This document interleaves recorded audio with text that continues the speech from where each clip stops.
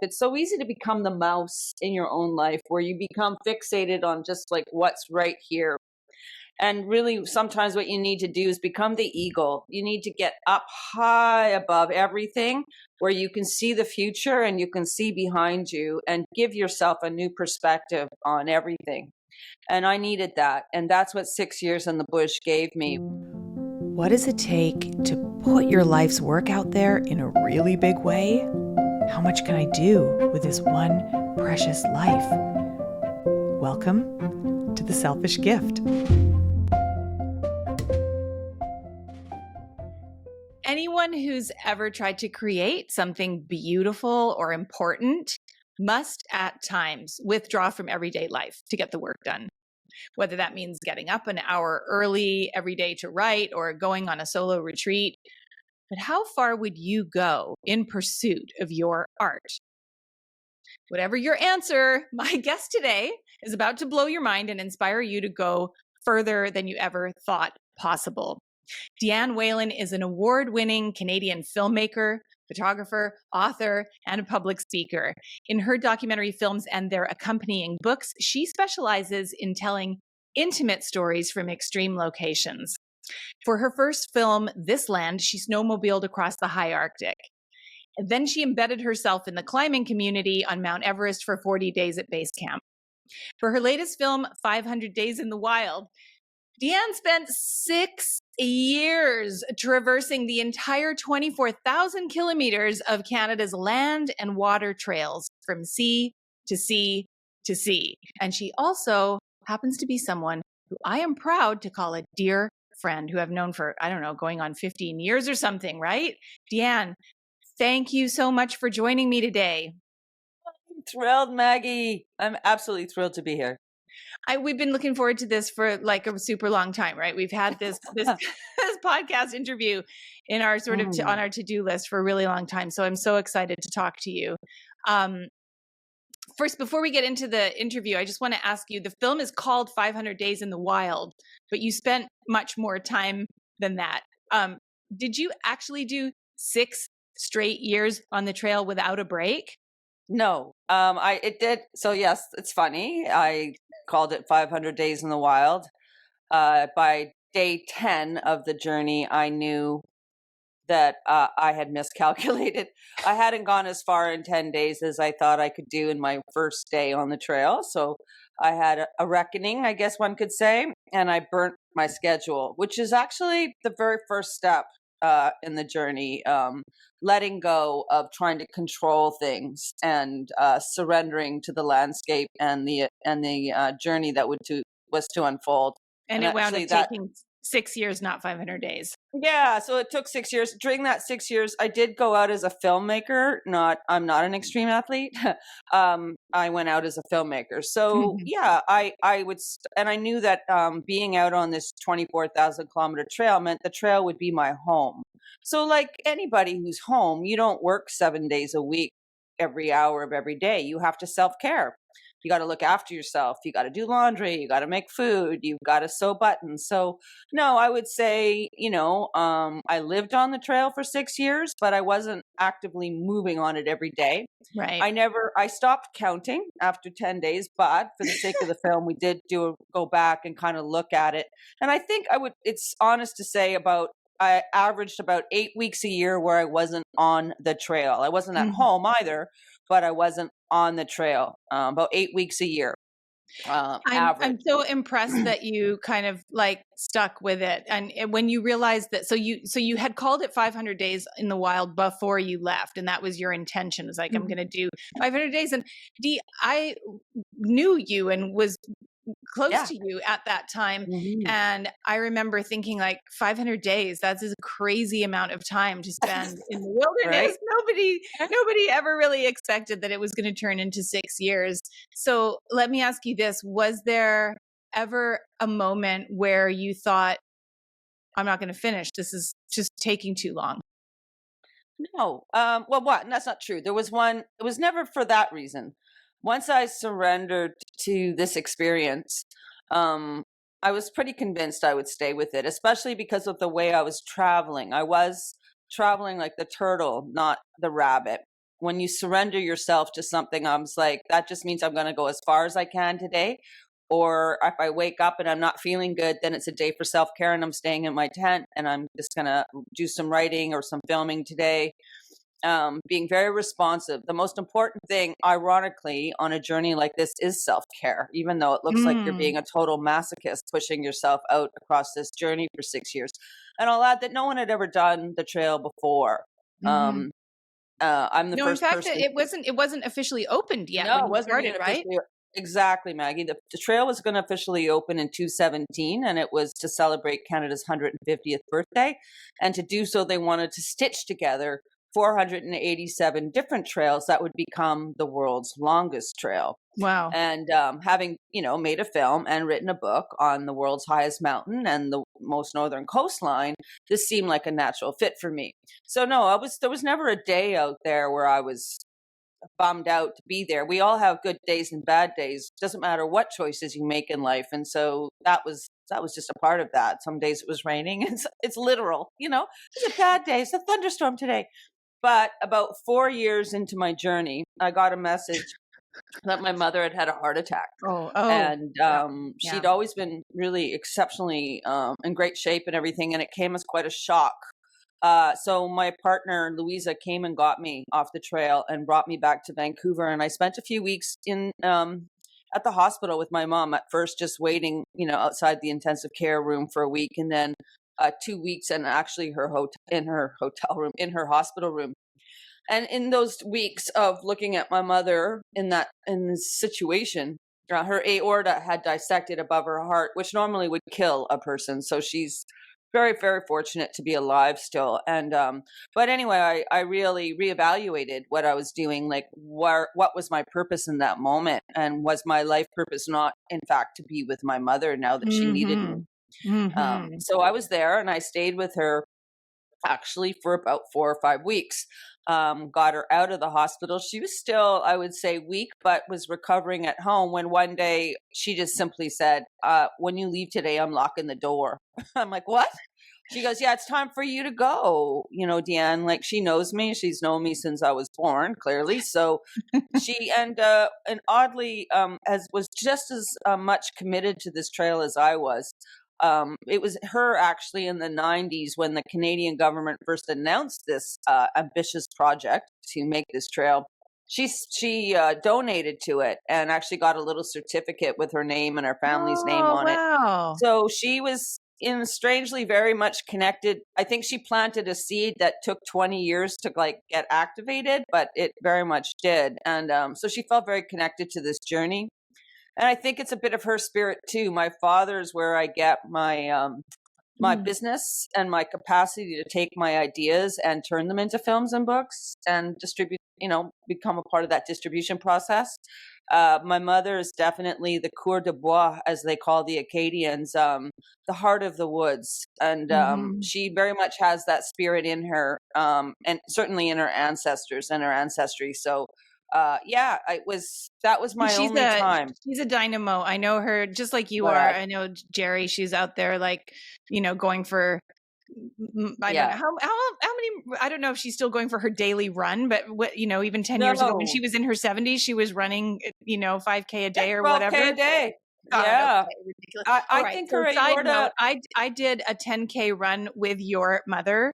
Remember, we both did the Vancouver Sun Run together. That's right. I was like remember. 41 or something, and she was in her 70s. Yeah. And we set off on this 10K together. And she said to me, like, I'll have to catch up with you. I'll see you at the finish line. Well, that's not the way it went down. We were off from the starting line, and there goes her back. And I never saw her again until brunch. Anyway. Yeah, that's it, Maggie. So that's where you get your intrepid adventurousness from. But just a desire to push your personal bar and to see what you're capable of, and there's no failure when you go on these journeys, right? I mean, that's why I choose the journeys that I do for the film, is that the films, because even if the films don't, get released or somehow flop, I've been fortunate. But if they did, what you walk away from is that's what I just did for 6 years of my life. I had this experience, which was amazing. So let's back up a I little bit and yeah. just describe in a nutshell what the journey is. What is the Okay. film 500 Days in the Wild? What is the film? Okay, well, what the journey is a 24,000 kilometer trail, 8,000 kilometers, and these are approximations. Were 8,000 k was paddling a canoe, and the other 16,000 kilometers, I was either mountain bike riding, if it was like an old dirt road or an old rail line, backpacking on old single track trails through forests and mountains and whatnot, and I backcountry skied and snowshoed pulling a sled in the winter months that I was out there as well. It So just sounds I had different horrible. It modes of sounds transit. absolutely horrible to me. And I brought, see, I know, see, this is when I know I crossed the great divide between me and my friends, because I'm out there thinking this is amazing. And they're like, you are totally crazy. And I am running away right now. But I really did enjoy it. And what I think I love the most too is when you're an artist, there's so much, and you can relate to this. I mean, there's the creative time, and then there's so much admin. Like when you're running your own company, I run my own production company. So it's Rebel Sister Productions. So there's always a lot of admin involved in like applying for financing, getting grants, running an office, right? But and so the creative time of actually getting your eye behind a lens or a pen onto paper, because I still love writing that way, is kind of not what you do all day. So on this journey, I got to do that every day. I wrote in a journal. I filmed ridiculous quantities of footage. I mean, I filmed 800 hours of footage to make this 2 hour feature film, which just came out. And I think I can say Maggie flew all the way from LA to Whistler, Yeah, BC, I did. to join me for the grand opening of 500 Days in the Wild, The world which is now premiere going to at the have a Whistler Film theatrical Festival. release and start moving across the world. But I'm very happy with the way the film turned out. But anyway, it was 800 hours, a very massive undertaking. And I got to film and write every day. So that's an incredible gift to give to yourself. And there's no And failure when you're doing the things that give you joy, right? And the film, so in a nutshell, the film is the story of your journey. So you took this journey, 24,000 kilometers across Canada on this brand new trail cobbled together with, thousands of old trails, and you did a feature film length documentary about it. And, so as you said, I flew to Canada to attend the world premiere, which was just such a wonderful, heart-opening experience. I love to go to a film premiere in a hometown. You are from British Columbia, not living in Whistler, but very close by. And there were so many of your personal friends and family in the room. Just a lot of love. I was so grateful to be able to be there. And what I really noticed about the film with so many things. I mean, it's visually stunning. It's meditative. It's just this, I think it's like a visually stunning meditation on these themes of isolation versus individualism, on our humans' relationship to nature, not only to the land itself, but also to all of the life that is that lives on the land, and that means humans and animals, right? You encountered them both. And what really struck me, I think that was, I knew it would be beautiful, I knew it would be touching and soulful. What surprised me about the story is that you would think that a story about escape, being in nature for all of that length of time, would be one of kind of heart-stopping sort of risk and danger and peril. And instead, what I saw in that film was just the surprising level of safety that you experienced. I know you had a lot of risky moments, but you said in the film at one point you kept expecting to bump into like a mean person or a mean animal, and it didn't really happen that way. Instead, you found this sort of like sense of belonging in the midst of that Yeah. wilderness. Mhm. And that includes with the people that you encountered. Mhm. Tell us about one or two of the surprising moments where you thought you were done for, and then some person, animal, or situation came along to show you how really held you were.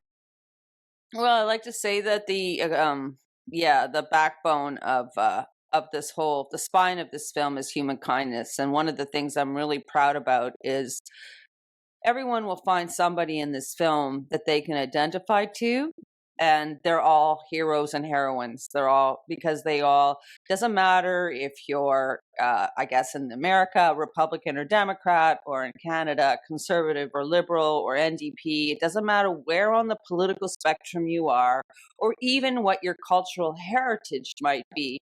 um, that's irrelevant in this film. We don't know any of that about anybody, but what we do know is that they were all kind to me on my Mm. journey, because I am very vulnerable out there as a woman by myself, paddling Lake Superior for 5 months solo, paddling up to the Arctic Ocean. I mean, some of the sections of this trail are extremely remote and Mhm. quite something. So through that, so I'll give you, as you asked, for a couple of examples. So near the beginning of the film, the other thing I would like to emphasize is I also, as a Canadian, because the Canadian government built this to celebrate Canada's 150th birthday, as a storyteller, which is really what we all are, if we're authors and filmmakers and whatnot, we're storytellers. We used to do this around a fire, and now we do it in these other ways. But as a storyteller, I was really looking for a new story. I really felt like the story that I'd grown up with, or the story that we were living, was broken because it's not sustaining life.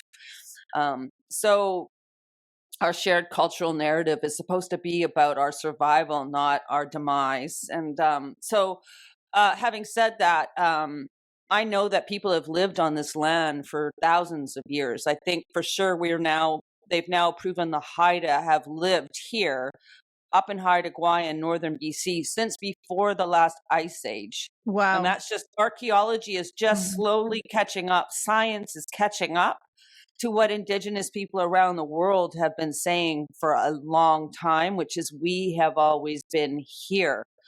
I really wanted to bring that narrative, and it's not because I don't love Canada or any of that, but what I was more interested in is, there are no borders from space, and so much today is put on our differences, and yay! I mean, like, I am all for celebrating cultural differences. There's so much to learn from each other, not just in food and art, but like language shapes your perception of the world. So we get Mhm. these enhanced understandings by getting to know and developing kinship and friendship with people who have a different language and therefore a different understanding of the world around them. Um, so I made a point of I before I left, I'd met an Indigenous man named Vern Williams, and he gifted me a feather and taught me how to smudge. And for those that don't know what smudging is, it's basically it takes cedar, sage, tobacco, um, and sweetgrass, and they burn it, and then they just put the smoke over yourself, and it's a way of grounding out and sort of cleansing and resetting yourself. It's a little ritual, very powerful ritual that Indigenous people have been doing in Canada, but also I'm guessing around the world as well. And so he gifted me this feather. He taught me how to smudge. And what I didn't realize when Vern gave me that was that he was actually going to be shaping my journey, because what Mm. we carry in our heart is shapes our journey. Our thoughts create our lives. What we carry will create the story.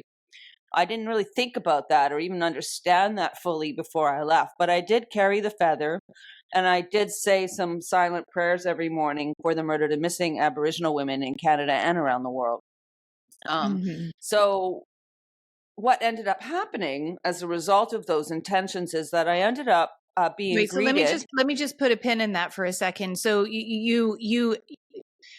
what we know is that there are far too many Indigenous women who have been murdered or gone missing, Yeah, and often the authorities don't do nearly enough to try to recover or uncover the story of what happened to them. They're just that's simply sort of correct. It's erased huge and in the United forgotten. States right now too, And right? I so mean, and it's so just you sort mhm. of dedicated not just the film, but your daily walk, your daily Yeah. practice to those women, right? And this Yeah, is I part did. of your retelling of the story of Canada, and Yeah. I also mean, so relevant to you being, as you said, a woman on the trail alone, feeling vulnerable. Okay, yeah. so Yeah. Thank you tell for me that, more. Yeah. Maggie. So anyway, that's not a huge part of the film, but it's what's in me. And it kind of Hmm. explains then some of the moments that you see in the film. So first and foremost, it's an adventure film about a woman and some of her friends, also in their 50s, who come out and kick butt. And actually we, achieve this unattainable thing, which is we're the first people to do the entire longest trail in the world, which is quite incredible. And it wouldn't have been possible without hundreds and hundreds of random acts of kindness with strangers, and also some friends who come out and suffer with me for certain sections after a few years. Yeah. Um, but yeah, but I also, it is, as an artist, it's a reconciliation story. I think there's that arc is very much there. You see how I change. Right from the very beginning, after Vern gives me this feather, there is this weave of me spending time and being greeted in Indigenous communities. And I learn another way of looking at the world through this experience, and very much listen to any advice that I'm given about how their ancestors traveled on journeys like I was embarking on, and the things that kept them safe. And a lot of it, like just classic example. I'm sorry, I got a little bit off the cue here, but we'll come back to the people that helped me when I was in trouble out in the Yeah. wild. Yeah. I just didn't want it to go without being said that, right from the very beginning, I had like death call, like 2-3 months into my journey. I'm swept out into open water in my canoe because I misread offshore winds.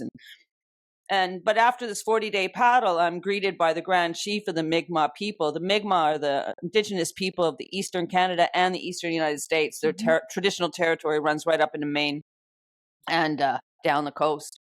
But anyway, I'm met by the Grand Chief, who's the spiritual leader of all the chiefs. There's 13 different Mi'kmaq chiefs, and he's the spiritual leader. And he's there. He's heard of my journey, and he's there to welcome me to with his family to the end of the paddle and to their territory, and gives me a feather, also.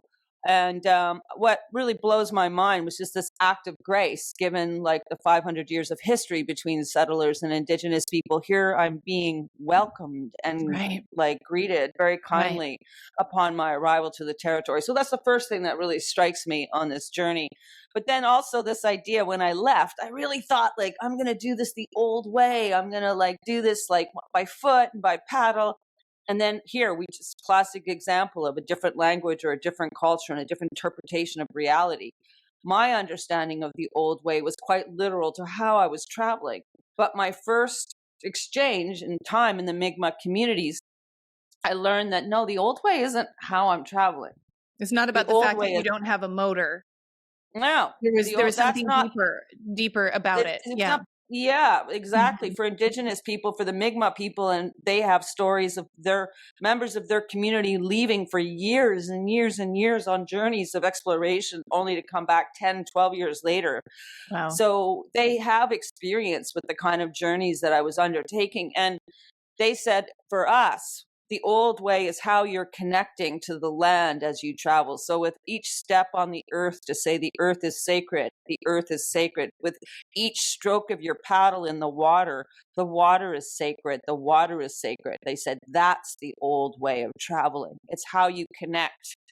And so I That's so started doing beautiful. that. So it wasn't just about the mechanics of how you were traveling. It was so Yeah, much it was more about what about you the carry right spiritual here. dimension of your Yeah, connection to the landscape yeah. around you. Yeah. Amazing. Absolutely. And you Yeah. see me, I listen to this advice because I find safety in that. And so whenever I would start, that was an incredible gift of that knowledge that was passed to me that I'm sharing with you, because whenever I would be out there alone and frightened, instead of feeding the fear, oh my God, like what is What was happening? that I'm in sound? 6 foot waves.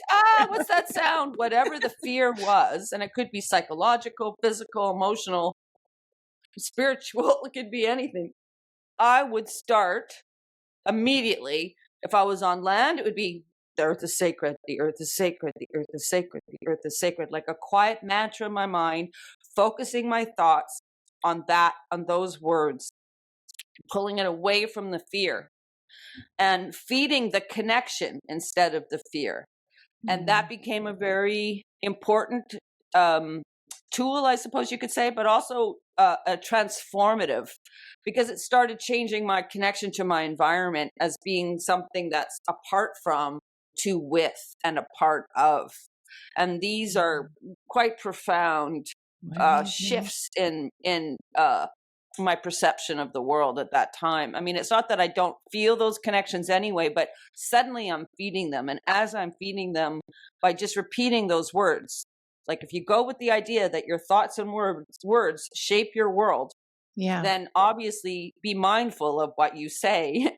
So by making a very sacred connection to the land and to the water, that gave me safety out there. Wow, it's Grounded me in amazing. that Yeah. place. And it healed me personally, because so much of our trauma, our collective trauma, and it's so bizarre, but it's isolation and disconnection. And COVID has fed that. Don't leave your home. Don't see any of your friends. Now there's this social awkwardness after a few years of not connecting with people. So much of it is about isolation, fragmentation, disconnection. So here I am now, given in the first few months of my journey, this insight from a Mi'kmaq perspective of how I should travel across the land. And what is it doing? Even though I'm very remote, it's healing that disconnection. I am every day now becoming a part of this natural world, this reconnection to, which really is home to all of us. I mean, like, it's where we all come from, but we're kind of really it wasn't disconnected. only so you were welcomed into a number of Indigenous communities along the way, and there were these warm welcomes, and those moments are captured in the film. But you also like bumped into like hunters and things, you know, Yes, people that you might be terrified more of, afraid of encountering out in a remote place, right? Somebody right? who might not share your values, might Yeah, see an opportunity in you as a woman traveling alone, et cetera, et yeah, cetera. And those stories too had a profound positive impact. healing. Yeah, positive healing. So give us an Yeah. example of one of those Oh, where you were surprised absolutely. by the kindness that you encountered. Well, again, I'll just go back to the beginning of the journey. It was not long after I met the Grand Chief and his wife, and his family, when about a month later, I found myself in Nova Scotia, in the middle of the woods in mainland Nova Scotia, lost. I was feeling like a total fool, like I'd already lost a few tents and I already got swept out into the middle of this open water. And I'm like, what? You're a total fool. Like, what are you doing out here? Now you're lost. And the loss became, I was frustrated and I was trying to find a safe place to camp. But as the daylight disappeared, the intensity of the rain and the intensity of the storm magnified to a point where all of a sudden the ground was flooded, and the trees were like, I mean, the wind was at 90K an hour or whatever, like just things were crazy. I was trying to get to the top. I had no cell service, no nothing was working. My paper maps that I pulled out like turned to pulp in seconds under the rain, and I was like, that's why you should have laminated them. Anyway, so yeah, things were not looking good, and I was terrified. It was the first moment where I really started to lose my crap, because the greatest threat out there isn't the bear; it's hypothermia. Like, really, Wow. hypothermia kills more people than anything out there. And so rain is not your friend on a cold, stormy day when Yeah. everything is wet. You need to get dry. You can't light a fire in the rain. You can't Yeah. do Yeah. anything in a storm, right? So except get a bad chill. So I was quite nervous and I was quite afraid. And by this point, it's pitch black out. And I'm swearing, I'm grumbling, and then off in the distance, I see these two little lights from one of those side by side cars. And I'm like, first of all, you'd think I would be ecstatic and happy because maybe there's some help, but instead, I was really frightened. I was like, who the hell is out here? And I'm so vulnerable right now, and I'm so full of fear that everything I'm perceiving in the world is through this lens of my fear in that moment. And it turns out to be these two gentlemen two hunters in a side by side car that pull up to me. They got a bottle of rum. They got some cigars on the go. They're in full camo with their guns. And I'm like, this is a woman's worst nightmare. Okay. I'm Well, the in a presence of storm in the alcohol woods, makes it so much more right? risky too, right? You see, like, oh my Woo! God, they're drinking. That's yeah. Right? Like the red light is going off. And I'm like, oh my God, I'm in a really, do not trust these guys. But at first, they said, come on, you got to come out of the storm. You got to come back to our hunter's cabin or whatever. And I'm like, yeah, not in your life, buddy. And then I look around and I realize, no, there's a certainty of not accepting this help. And that certainty is a very dangerous evening lies ahead. I could be killed by one of these falling branches in the storm. I could get a bad case of hypothermia. And that was a certainty. I knew I was in trouble. These guys were an uncertainty. So I ended up having to trust them against my better judgment, despite the fact that I was in a very bad predicament. And I went back to the hunter's cabin, and they were incredibly kind and safe men. They were fathers who had daughters. They were husbands to their wives. And they were two guys out on a hunting trip like they do every year. And as much as like I would never have normally, I'm not a hunter, I don't, whatever. It's not part of my culture. It's not part of my thing.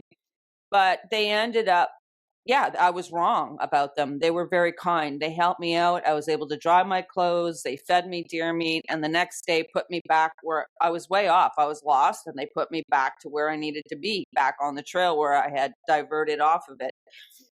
And so as I was, paddling, leaving them, my thoughts were about that fear that I had, and how that's so true for all of us. Like when we're afraid, that everything that is coming at us is through that perception of fear, whether it's fear of another culture, another people, another something. When we're already made to be afraid, we're going to perceive everything through that lens of fear. And that again was another really important lesson about myself, right? Which was my own judgments. I think I'm this like peace, love, everybody kind of person, but clearly I have my own judgments that I now had to look at that were wrong. And again, instead of like focusing on all the things that could have made me very different from those two men, what brought us together was we were found ourselves out in the woods in this rainy day and sitting in a cabin and sharing food. And again, it wasn't about politics. It wasn't about the things that made us different. In that moment, it was what brought us together. And there was a lot of healing there for me So in let me ask recognizing you that. on the back of that story. It's remarkable. So that was close to the beginning of your journey. Yeah. And you talk about a sort of a transformation in a mindset shift in terms of like seeing yourself as belonging on, in this sacred environment rather than looking at things through the lens of fear. How does that play into like a larger transformational shift? Like what was different about you when you came off the trail at the end of 6 years from when you stepped onto it all that long time ago? Oh, well, it's How have it's you changed? difficult. It's a difficult thing to be really eloquent about. I think it might be easier for other people even to answer it than myself. But what I feel is I definitely feel a stronger connection. I think I was suffering from some trauma when I went from my last film. I think I had some PTSD actually from my last film on Everest, and was having a hard time really on certain levels in my connection to the world around me. And so I think that really oddly, by leaving society, it healed me in my reintegration when I came home.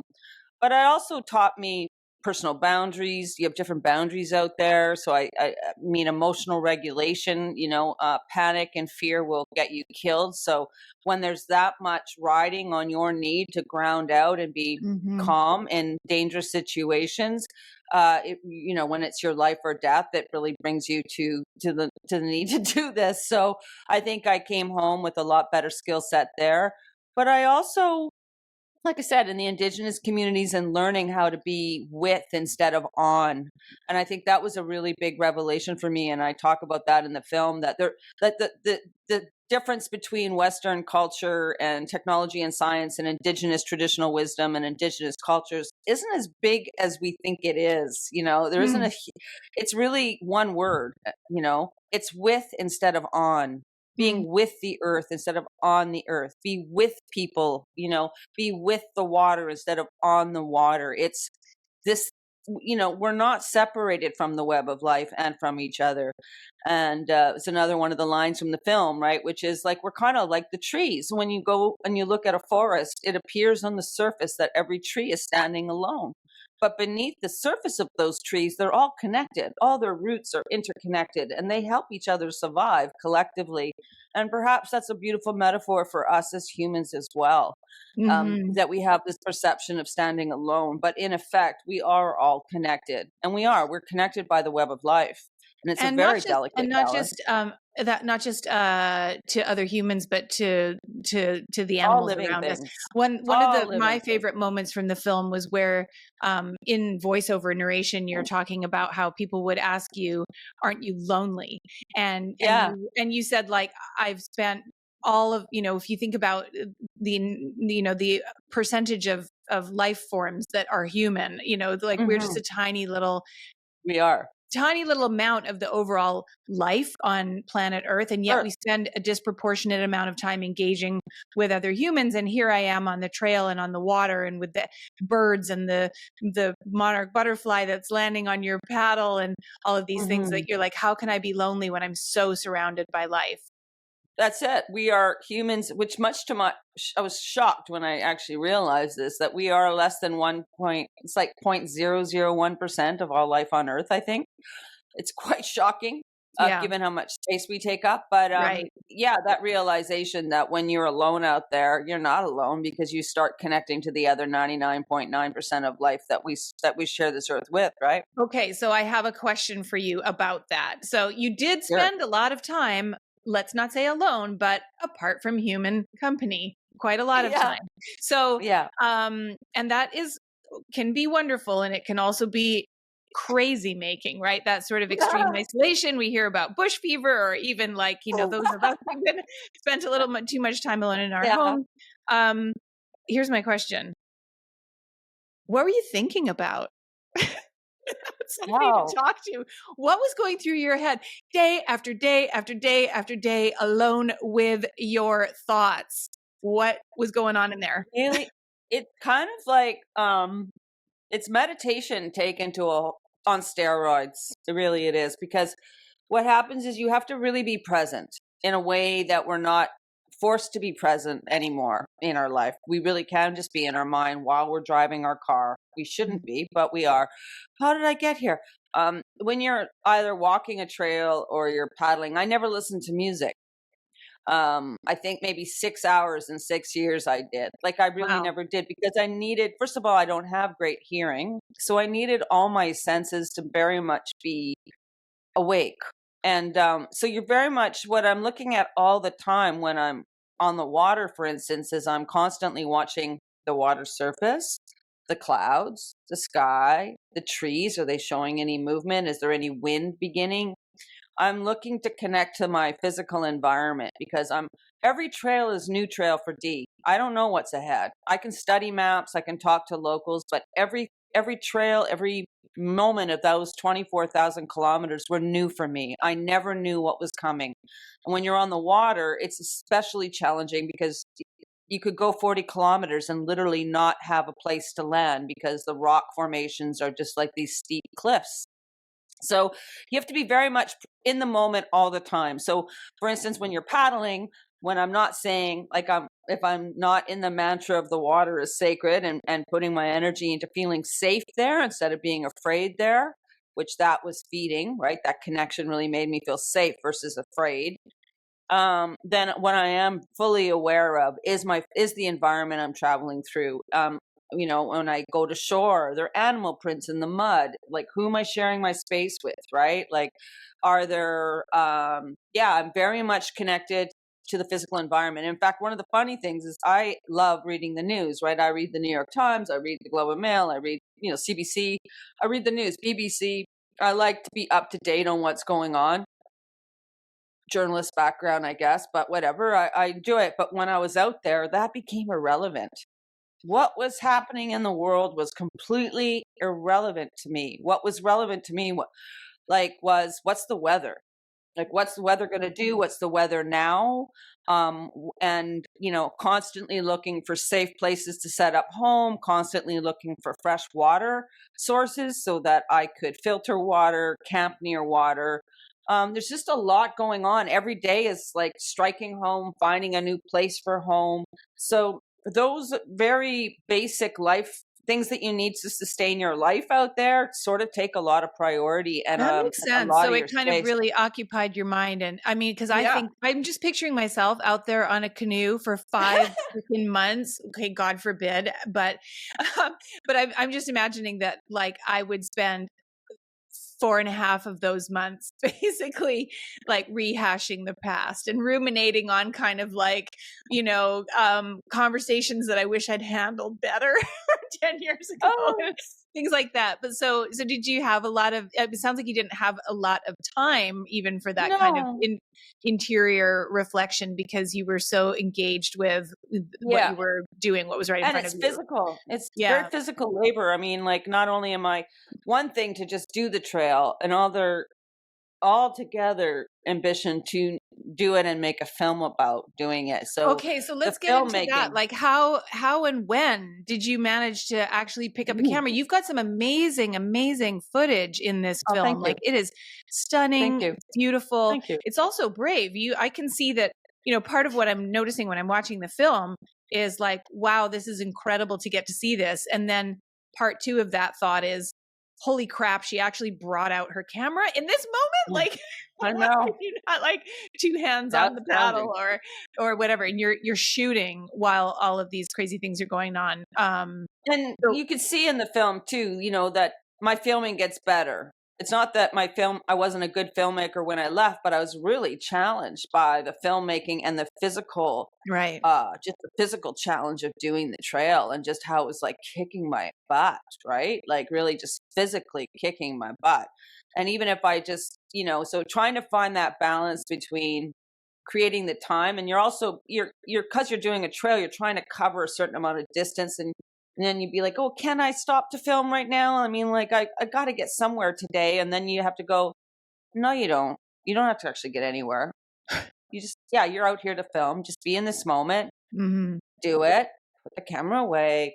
It's surrendering, and really slowing down to remind yourself about it's so interesting, Maggie, because like there's no part of me that cares as a 50 some odd year old woman about how fast I go or how many kilometers I do a day. And yet I did. There was this little inner voice I constantly had to tell to shut up, because it was like, Mm. you got to go, you got to go, you got to go, go, go, go, go, get up, go. And it's like, where's this coming from? Like there is no deadline. It clearly, I mean, all that matters is that I finish the trail, that I start safely. So I got to make it. It's an endurance trip more than it is anything. But there's still Hmm. that little voice, and I don't know if it's from my culture or the way we've been brought up or what it is. But there is. I did have to wrestle with that part of me, and Hmm. fortunately, it lost. Which is just slow Hmm. down, Hmm. slow down, be here now, and Okay, and enjoy. I want to ask you a question about the. Can I ask you about that scene in the tent in the morning with Louisa when you pulled Oh, out your the camera? bear? Yeah, okay, so there you go. I'm trying not to do a spoiler, but I guess it's not really like a plot point or something. Okay, no, Well, there's this scene where you're in the tent and your partner mhm, Louisa is making coffee outside of the tent and yeah, Bear comes into camp and okay, I'm not going to give the blow by blow of what happens, yeah. but what I'm noticing is that you're fucking filming it. Oh, I know, You're right? naked in the tent, you're pulling on your clothes to go out there and help her, and you're slowing down enough to actually turn your camera on. What?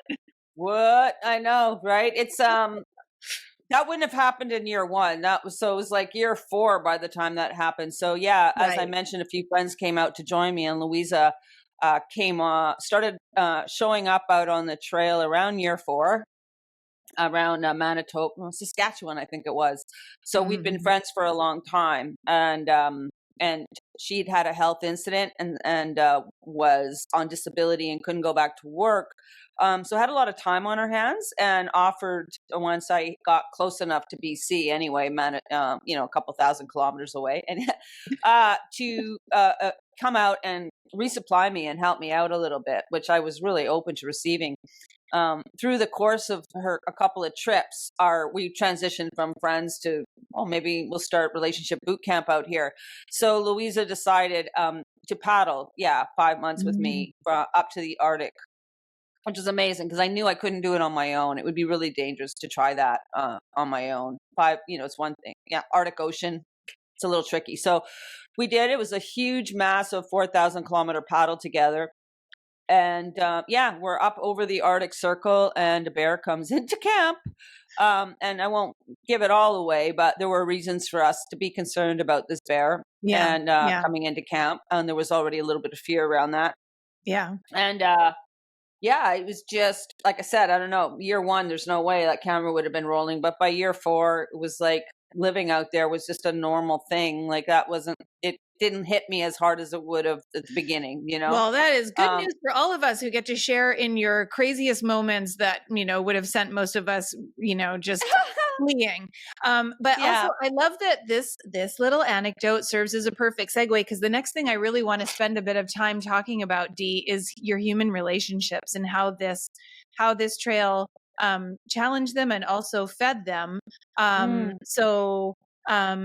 Okay, little bit of a side note here for the folks at home.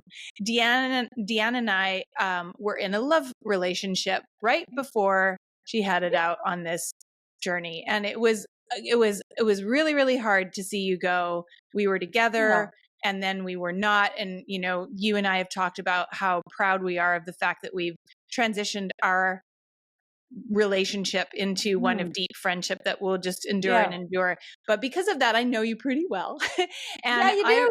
I know you as a person who has such an open heart that, I know that at times, you're beloved by everyone you meet. That's just, just a given.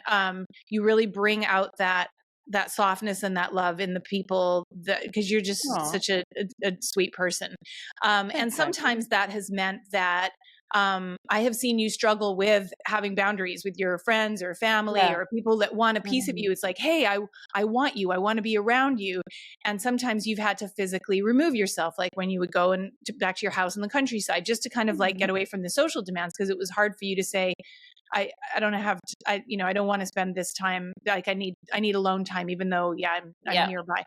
And so it made me think about like, okay, this is Dee taking her alone time to an extreme and getting on the trail for 6 years. So I'm curious to know how you have shifted over the time. But before you answer that, there's one more thing, which is just that, like, as you point out, you fell in love on the trail, which is crazy because for anyone who has ever sort of like felt lonely or been seeking a partnership, the idea that usually the advice is like, oh, you got to get out more. You're spending too much time alone at home. Yeah. Right. Dianne, you are like one of the most, most flirted with people that I've ever known. And during the 3 years that we were together, there were people like hitting on Deanne, like left, right, and center, not just gay women, not just men, but even straight women. And I'm like, if anybody could go find a girlfriend in the middle of the wilderness and come back with a partnership, it's you.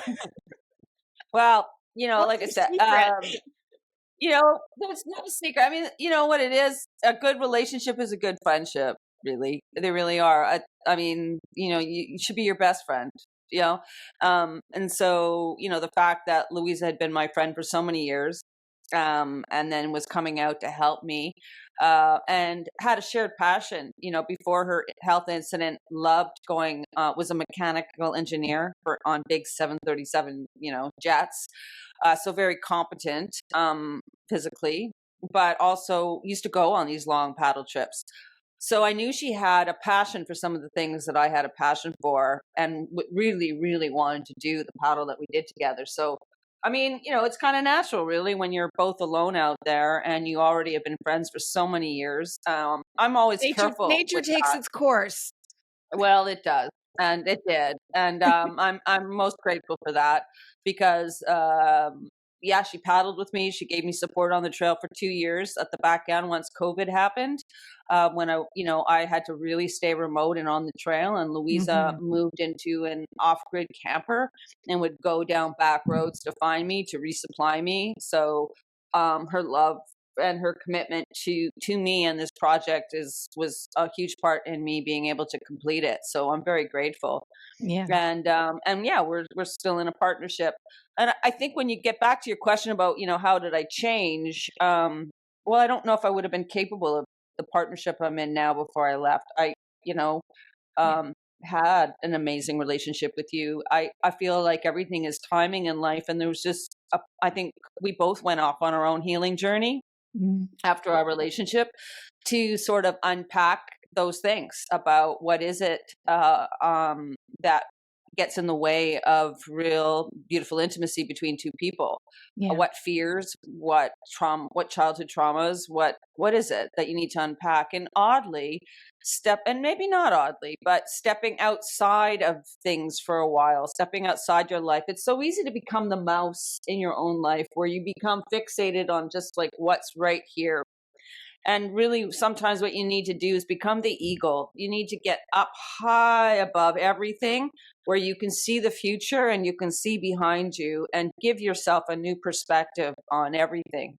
And I needed that. And that's what 6 years in the bush gave me, was that perspective of eagle for a while of my own life. I could see behind, I could see in front, and you're so right about boundaries. That's what sort of scared me away from people all the time, was how to manage that, how to Yeah, create boundaries. it's not that you don't like people, it's that you love them too No. much almost. It's like it was hard. I know, I saw it was Where do hard for you you to say no to the people that you love sometimes if you could Yeah. technically say yes.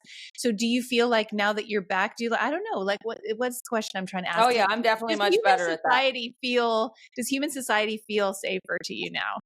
Yeah, it does, because I love myself and I healed my relationship with myself through my time out there. And so once that's what a boundary is. A boundary isn't it yeah, you love other people, but in any balance there must be also self-respect and self-love as well. And so is this feeding me? Is this healthy for me? There are times to be unselfish when we can be giving of ourselves beyond what we feel we would normally, because someone that we love is in need. We all have a little fire inside us. Let's call that fire somewhere between the mind and the heart, this little flame. Let's call that our spirit, but you can call it whatever you want. And sometimes that flame gets low, and it needs more wood, it needs some oxygen to blow on it. I can't be responsible for anybody else's fire burning bright all Mhm. the time. But what I Mhm. can do for a friend is say, hey, you need a little bit of air on your fire. We got to get your fire going. And then, okay, it's your fire. Take it over from here. It's up to you now to do, that's your job, to be your own fire keeper of your own fire. Right. Yeah, well But said. finding that balance between self care and self love, and then just being a part of a community. When we grieve, when we celebrate, there's a reason why we get together for funerals, outside of just the religious ritual around it for some people. It's to help each other grieve. Yeah. It's to be there for one another while we're going through the loss of a friend or the loss of a family member or something like that. We hold space for each other and we collectively can grieve together. Same with joy and weddings. We come together to celebrate something together, right? And these are all very important parts of our humanity. And you're speaking Um, really specifically, I mean, just touching on funerals and grieving. You had family members pass away while you were on this trail.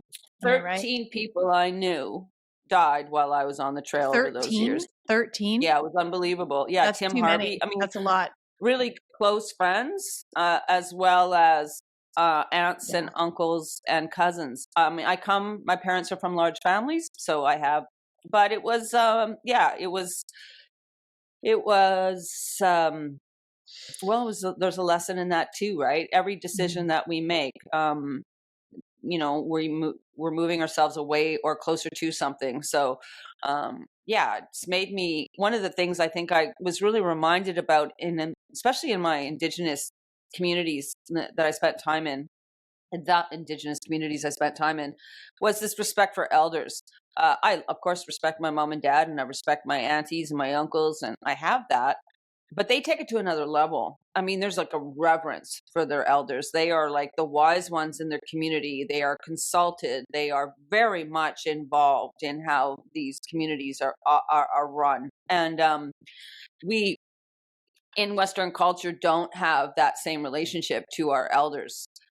Not everybody, anyway. Not collectively as a culture. We build homes and we put them into these homes. And not to say that's bad. I'm just saying we deal with it differently. Mhm. And so one of the things that really has stayed with me is that respect for my elders, and elders Mhm. period, but for my elders, my ancestors.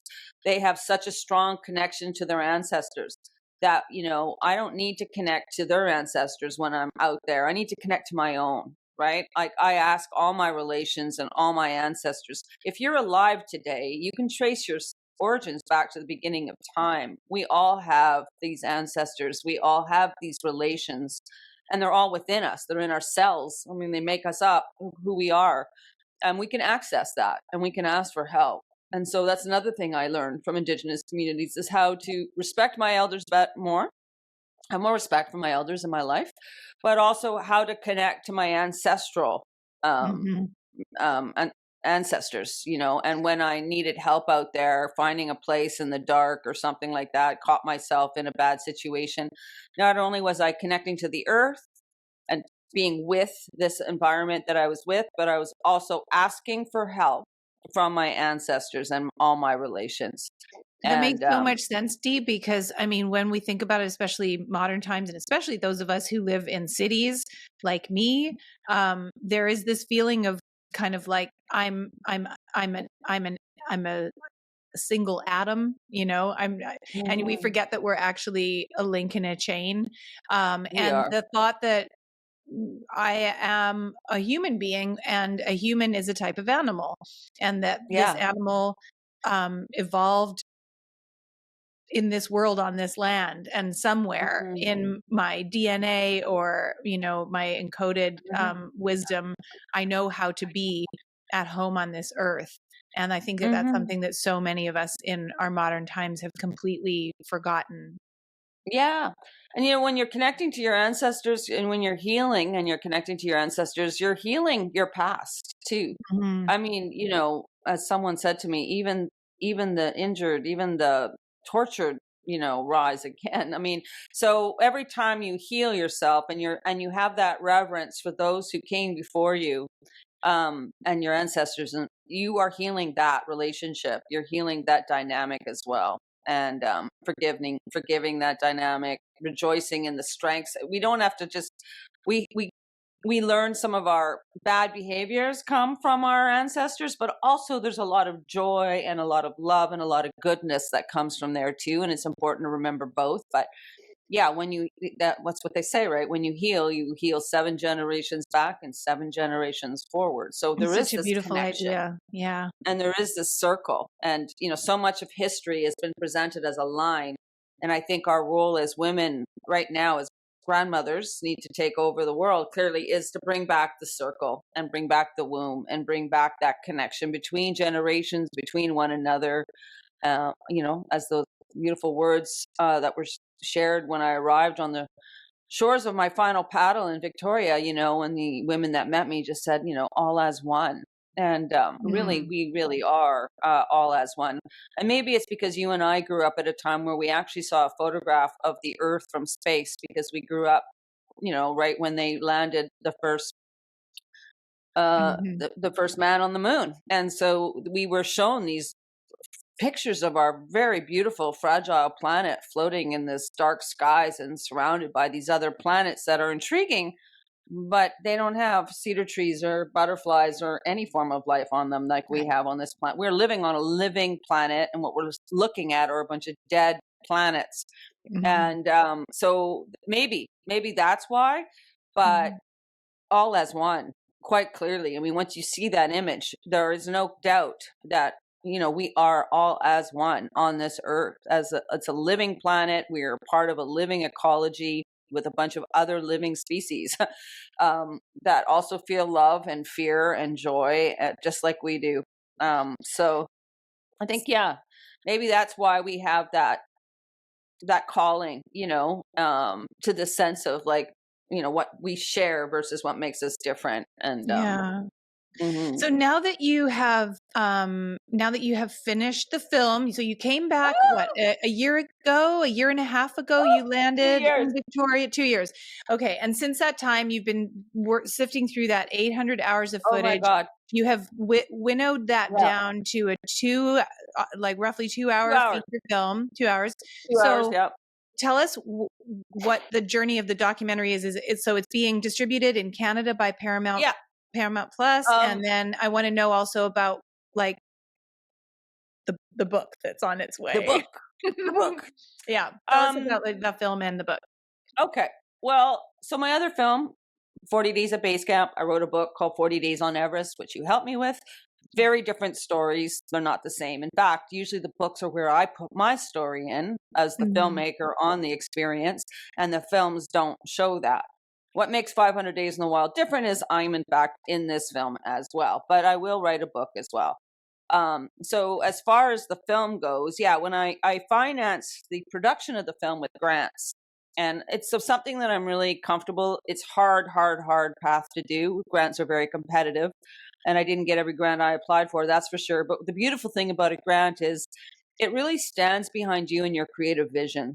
Once you enter the marketplace, there's going to be a lot of influences. And I don't say this like negatively. I mean, there's just going to be a lot of people telling you maybe what you should do and how Do you it should mean, for look and example, how if it you should had be. had a corporate sponsor or Yeah. been backed by a Or studio sold from the it. get-go? Yeah, Yeah. even if I'd sold it ahead of time Yeah. to the streaming platforms that I'm working with now and stuff, like it's just, it would have been different.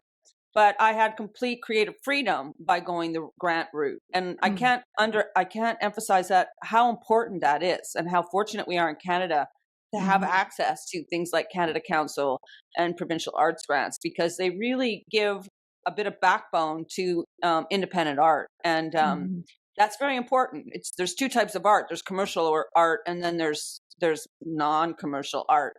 I start these journeys on a non-commercial artistic journey. And the reason is because for me, what I'm really interested in is exploring meaning in my own life and meaning in the culture that I'm a part of around me. And when you commercialize the sacred, it loses its meaning. So there's a time and a place for everything. But in the creative process, I like to be, I prefer grants to pre-sales. And there's less stress, and I can really just sink into exploring and research and allowing things to become. And instead of imposing a story on something, really bringing the story out of that material and that experience. And that's my working process. So I funded this with grants, and obviously with the grant money, not paying myself. I was living in a tent. All I really needed out there was some food, and I needed friends to help me switch between my modes of transit. And I gave up all my bills. My only bills out there was I kept a cell phone, and I eventually acquired a secondhand satellite phone. So I had to pay for those services, and I had a GPS device so that people would always know, ideally, where I was in the event Wait, that how did you something went wrong. charge any of these devices? I can't even. I I had can't a even solar like be panel. away. I can't even be unplugged for like more than 6 hours before my phone Well, starts to die on me. the GPS device ran on lithium batteries, and that device would operate for 6 months, Oh wow! 24 hours a day on those Wow. lithiums. So Okay. that worked out great. As far as cell phone goes, it's actually really easy to charge that off a solar panel. You use these, those little portable battery packs that we use when we want to plug in our phones when we're traveling. You hook Yeah. up one of those battery packs to a solar panel. You charge that pack, and then you charge your phone. I And you did can not also know that charge, was a thing. yeah, Wow. that's how it works. And you can also charge GoPro batteries that Huh. way as well. So Okay. satellite phone, no. Again, they come with these Yeah. massive batteries, and they come with a backup. But the sat phone was to be used only for emergencies. or if I had to, like, if I wasn't in a cellular range and I needed to get like information about a forest fire, I was, looming ahead of me, or some kind of danger like that, I would definitely use the phone to get Sorry, I intel took you on a information. tangent about plugging in your devices. I was just curious about it, Yeah. but okay, but back to the kind of like the financing question. So you had Yeah. limited needs, and Yeah. you were able to meet those Yeah. through your grant Grants. funding. Yeah, Grants. I that mean, makes so much it, sense. It really you kind of know, allows for your artistic purity and yeah, just to be. the I process. don't think you could have taken that sort of attitude of patience and being in the No. moment with the thought of like, I've got a delivery deadline hanging over me. Or like 6 years that it took to do the journey. There That's what I could have mean. been some Yeah. pressure. Yeah. Yeah. And that Yeah. pressure could have been dangerous for me, really. Like, Right. the way I did the journey was the safe way to do the journey, because I'm here having this conversation with you, and the film got shot and made. So I achieved my goals, but I couldn't have done that with somebody else's expectations of me. I had to be only to myself at all times making those decisions.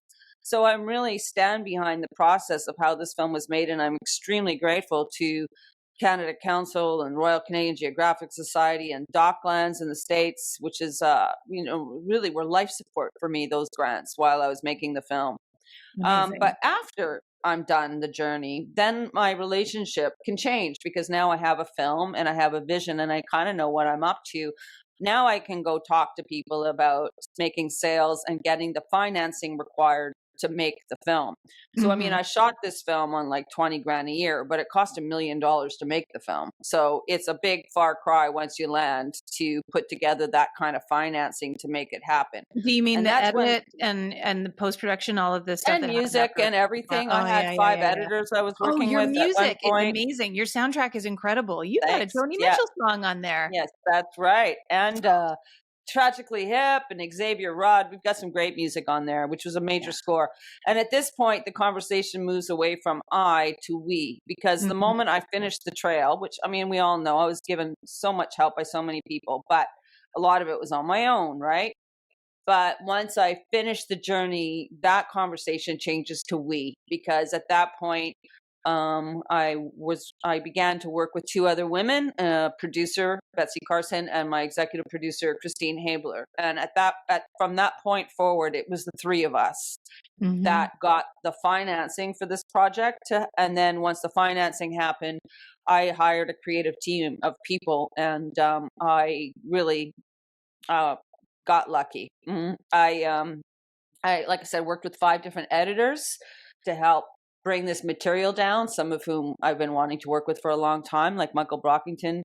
But I also, one of those 5 editors was Tanya Marignac, and she became the lead editor, the senior editor of the project. And really, in the final 6 months, it was the 2 of us with Christine and Betsy, giving their suggestions and input constantly through that process. But really, that's where the film was made. It's a Mhm. very, very sacred relationship for me when I make a documentary between myself and the film editor. Mhm. It's collaboration, it's trust, and when it works well, it works. It's an amazing creative experience, and I've been really lucky in all my films to have the most amazing creative experiences in the edit room with the women that I've worked with. So I now the learn a feature lot from film them. is complete and it's had its world premiere. What is its journey out into the world? Are people going to be able to see it in the United Yes. States, or is it just in Canada? Where Right now, how's it it's getting out? our partners are Paramount Plus in Canada, so eventually in Canada, the film will find a long-term home streaming on their platform. And I think that But we are, as we're recording this, it is mid-December. It's December 12th, but I think we're holding back the release of this podcast episode for the new year. Your publicist yeah, asked me to do that. So is what's happening in the new year? Is it going to be, is yeah. that when it starts So in streaming on Paramount? Okay. 2024, it will end up on Paramount Plus. But before that happens, we're doing a full theatrical release of the film across Canada, which is pretty Okay. special. Not very many documentaries get that. I think we're doing 80 theaters across Canada. Wow, great. First 2 weeks of March. So once that's done, my focus right now will be to help the success of that. Mhm. I to and then it'll end up on Paramount. Then I'm working with Betsy and Christine, and now we are making strategy for taking the film now internationally and making Okay, so worldwide it will sales. be shown internationally, but we just don't know. You're still working on those deals, and you don't know what the We timeline just, or yeah, I mean, we channels just will finished be. the film 2 weeks before the festival. So I would say 3 weeks ago now we finished the film. That's So crazy. a lot going on already. It's very rare for a film to finish and end up in a festival within 10 days. So, I mean, I told everybody if it was like a painting exhibit, the paint's still wet, do not touch the painting. So we are, things have happened very quickly Right. for us here. But yeah, we're really excited. I have no doubt that we're going to make sales Well, into this the is, United yeah, States. it's a story that I think that, I mean, as much as it is an incredibly unique experience that like a single digit number of other people will ever experience, but in a way it's universally relatable and appealing just in Mm-hmm. terms of the, your relationship with yourself and the world around you. It's so inspiring. It's so beautiful. I know that audiences around the world are going to just drink it up, and I'm so pleased that you freaking finished it. All Thank those of you. us who love you and have loved you for many years. We all had great faith in you, and the lucky stars that look after you, or the ancestors that look out over you. However, we weren't entirely sure that you would make it back alive, Dee. I know, Not but entirely sure. And so, I when I know, saw you again, it was just like, oh my God, thank God you're still here. You're alive. I And not only that, know. but you've now finished this film. Um, And my poor parents, right? your You think parents, about yeah, what people have to hold space for you. You forget when left yeah, on that journey. I was less aware of just all that love, even though it's there around me. yeah. Again, if you don't have a healthy relationship with yourself, then you're blind to all of that around you. So it's so important, yeah, to learn how to love and And now respect that the yourself. film is done, I know that you're going to be focused on promoting it and getting it out there, but you are going to write a book too, right? Please tell I me you're going to am, and I already actually have write a book. started. I Okay. wish I could. There's like a board back there with little stickies on it right now, and I mean, I started the writing. I mean, I was always writing the whole You're time I was writing in out there. journals and stuff, but yeah, yeah, Yeah, and so now I get to go back to it. I just put maybe a couple months into the writing when I got the financing from the film. I didn't know if I'd yeah. get the book or the film And you first, and haven't so got the a publishing. financing, Your first two books were both traditionally published by a small a small publisher, yeah, indie publisher Caitlin in Press, yeah, Canada. For this book, you're going to be looking for a traditional publishing contract, hopefully with a big five publisher. yeah. Do you have anyone come calling? Or are you We still open do. to I can't offers? talk about it yet. I did employ. I am working with a literary agent, which is the Good. first time I've ever done that, Yeah. and he's great. He's been at this game for a long time and repped some great authors that I have respect for. So, and I like the way he's managed those authors, and I just really respect that there's no pressure on me. He's always just like he's been very supportive of There's a my bit of a process, theme but he's here, been Dee. Like that I've been kind of like, I've probably been more impatient than your agent has. I've been like, write it, write it, write it, write it, write it, write it, write it. I know it's going to be amazing, and I know that absolutely nobody can push this river. That is Dee. Well, Maggie, I'm applying for grants so that I can Okay. hire you as a consultant, friend, Aw, editor through my working process before it even goes to a publisher. That's the beautiful thing about grants is I can actually budget well, for assistance like that if I'm fortunate enough to well, get a grant. you've got my So, support for free now and forever, anyway. So. no, we gotta reciprocity. We gotta help each other stay alive here too. Well, Dee, thank you so much for just giving me this open-hearted interview and just sharing your process, your Aw, insights with us. I know that it's not just your story that is so inspiring, but also the meaning that you make of the experiences that you had. It's just been really, really a gift to us. To aw. the audience, to me, to hear you reflect on what all of this has meant. So, where can people find you on the internet if they want to follow you or Oh, learn more great. about the film? Well, I'm on Instagram at 500 Days in the Wild, and there's a Facebook page. I'm on LinkedIn under my personal name, Deanne Whalen. And I would say Insta will be, the best place to just get constant updates as new theatricals get released, Great. festivals, and there's a website which will also be updated. But Insta's great because, as you know, it can be immediate. It might take a week by the time some of that stuff ends up on the website, but there is a website, 500 Days in the Wild, Instagram at 500 Days in the Wild. And I look forward to sharing this podcast there, but and continuing to share everything that kind of evolves from the film's release. Thank you so much, Deanne. I want you to stay closer to home for a little while, okay? Yeah, All right. I want to too. I want to plant some garlic and spend some time with some old grandmother trees out in the bush. I really hope this conversation has inspired you to give so much of your gift to the world that it expands you into your greatest possible version of yourself.